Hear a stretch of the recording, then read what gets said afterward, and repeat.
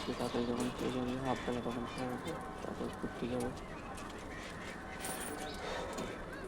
যখন তখন মালটা গুছিয়ে নিতে হবে, করতে চাচ্ছি এখন তারপর আসতে হবে যখন তখন তখন খেলে এটা হবে চলে যাচ্ছে। তারপরে যাবো আবার মাল আনতে, ঘুম হয়ে গেছে আসার সাথে সাথে ঘুম করে এখন টাকা পয়সা গোছাচ্ছে।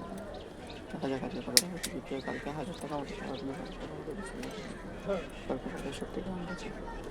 দেখা যাক আজকে হাফ বেলা কত টিকিট বিক্রি হয়। দোকান বন্ধ করে চলে এসেছি, এখন বলেছিলাম যে ঘুরতে যাবো, টাইম টু টাইম যাচ্ছি, 3টের সময় বেরোবো বাড়ির থেকে, এখন 4 টাকা বার করবো করে যাবো।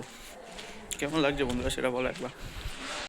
হাই ফ্রেন্ডস, গিয়েছিলাম ঘুরতে, ঘুরে টুরে এই কিছুক্ষণ আগে বাড়ি ঢুকলাম।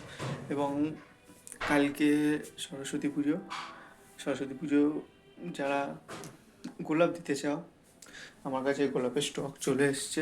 আপনারা দেখতেই পাচ্ছেন পুরো বালতি ভর্তি করা গোলাপ রয়েছে, পুরো বালতি ভর্তি করা।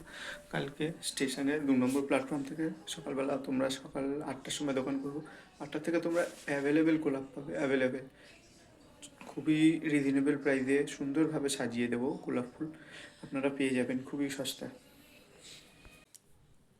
আমার রাতের ডিনার চলে এসছে, রাতে আজকে বিরিয়ানি এনেছি, মটন বিরিয়ানি আপনাদেরকে দেখাচ্ছি। নাচ থেকে এনেছি শ্যামনগর স্টেশনে 1 নম্বর প্ল্যাটফর্মের বাইরে নাচ বিরিয়ানির দোকান, দেখাচ্ছি কীরকম পরিমাণ দিয়েছে, কীরকম কী দিয়েছে। ওখানে আলু বিরিয়ানি 70 টাকা, চিকেন বিরিয়ানি 100 টাকা এবং মটন বিরিয়ানি 150 টাকা। আমি আজকে এনেছি মটন বিরিয়ানি, দেখা যাক কীরকম কী টেস্ট, তোমাদের সেটা রিভিউ দেবো।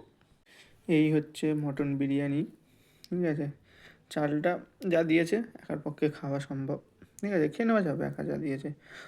আলুটা ঠিক এরকম পরিমাণে আলুটা দিয়েছে, আলুটা খুবই সফট, আলুটা চাপ মারলেই ভেঙে যাচ্ছে, এতটা সফট আলুটা। আলুটা সাইডে রাখি। এই দিয়েছে স্যালাড এবং মটনটা যথেষ্ট ভালো মটন দিয়েছে মটনটা।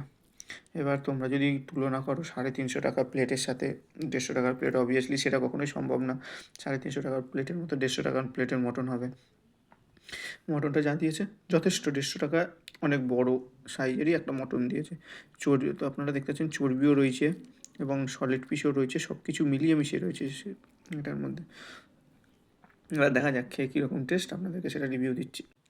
আলুটা দিয়ে এখন খাবো, দেখা যাক কীরকম খেতে লাগে আলুটা দিয়ে বিরিয়ানিটা।